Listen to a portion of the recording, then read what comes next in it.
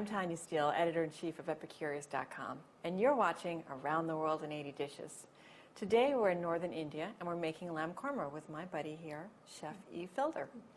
So, Chef, we are now in the second part of making the lamb khorma. We are marinating the lamb as we speak. Right. And we've just made the cashew paste. That's right. Okay. And now what we're going to do is start cooking the aromatics and then add our lamb to it, and we're ready to roll. Okay. Okay? So let's turn that on. And we're going to add our ghee. Okay, now once the pan is heated up. Now, ghee is clarified butter, essentially, right? Basically. Okay. That's what it is. And it's the medium that that Indian cooks use. And you can for the actually fat. buy ghee in the store, You can. right? You can. But it's very easy to make, Right, too. it's All you just- have to do is melt the butter, Right. essentially. So do you just coat the bottom, or? Coat the bottom, and then you will see it shimmer. When it begins to shimmer, you want to go ahead and add your onions. There we go. Good. Perfect. And we're going to cook those until they're translucent.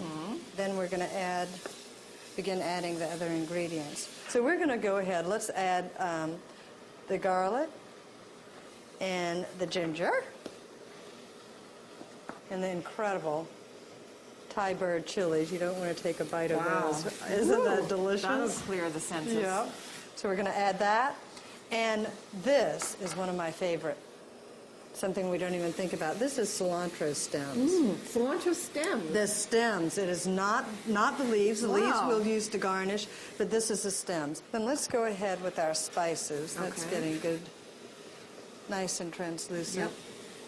Here we go with the cardamom, green cardamom, coriander, and here's the cumin. Wow. Okay. Smells amazing. Now I'm going to get the lamb out of the refrigerator, okay?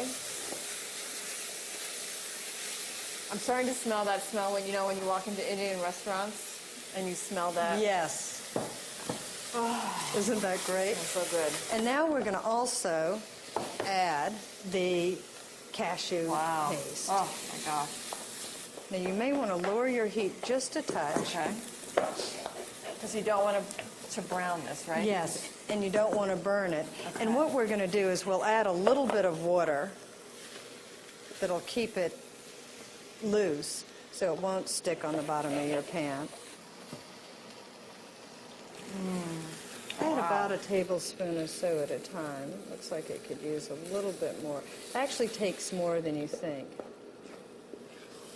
So even if the recipe says add X amount, you can actually feel free to add more. Add more. So the bottom line is you don't want it to stick, but once you add the lamb, it's going to loosen it up a bit more because you have the yogurt. Right.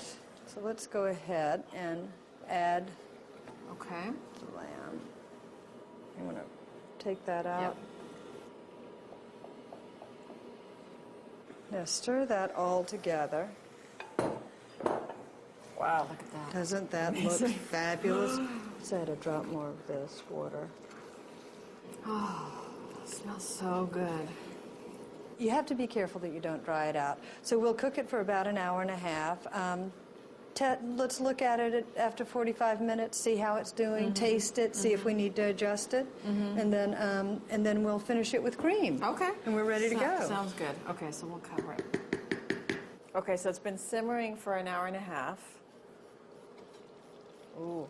Doesn't that look good? Why don't we go ahead and stir it and make sure that it's... Okay. And we're going to add cream. Heavy cream? And cook it for about another 10 to 15 minutes. Okay. We just want that to reduce down. So why don't we go ahead and taste it? Okay. Now, we could add additional chili. So we want to taste it. Indian food can tend to be quite hot, as you know. Right. So let's see what we think. God, it's good. Good? I could bathe in that stuff. I just like... I know. Let's cover it. See how it's popping a little bit? And we're essentially just wanting the cream to reduce down. Okay. And then we will have it with saffron rice. Okay, great. All right? Yep. All right, so this has been about 10 minutes. Okay, let's taste it. It's looking very good. And what we're going to...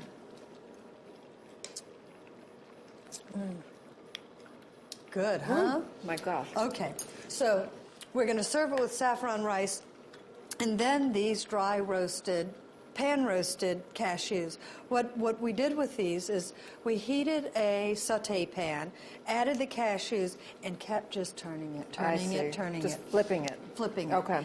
Salted it a little bit, and that will be our garnish with cilantro. Wow. Oh my gosh. You ready? This is a meal for kings. This is so exciting. Let's get the saffron rice. Go ahead and plate this. And this is basmati. This is actually basmati. That was cooked for 7 minutes in boiling salted water, and then was put into a pan where we drizzled in saffron, butter, and a little bit of milk, and then put it into the oven for 12 minutes. See. Okay, so then it kind of gets a little bit of a crustiness On the bottom. Wow. Yeah. Here we go. Go ahead and let's serve this. Oh, this looks so good. Now this is something that would be fabulous the next day as well, right? Anything that's kind of stewy like this is great the next day. Perfect. Perfect the next day. And it would be great to serve with some of those amazing breads that they have, like the chapatis or the naans or the parathas. You just dip that into that delicious cashew sauce. That would be perfect. So here we go. We're going to garnish with a little bit of the cashews and the cilantro, which actually sort of cuts into the creaminess and just gives that other edge. Mm-hmm. What do you think? It looks so beautiful. I almost don't want to eat it yet. It's crazy. I know.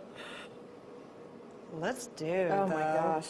Let's do. Wow, that is just a beauty to behold. Okay. Get a little piece of the lamb. Good. Oh my gosh. The basmati rice is so good. Taste of perfume. Oh my gosh. Isn't that good? You know what we could do is we could sprinkle a little bit of Thai chilies on the top. I think To give it some heat? yeah, just to bring the heat up a tiny bit more. Well, maybe you can do that on the next dish you play because this is going to be mine. Well, thank you For so my much. own. Yes. Thank you so much, Chef Felder. You're So good. welcome.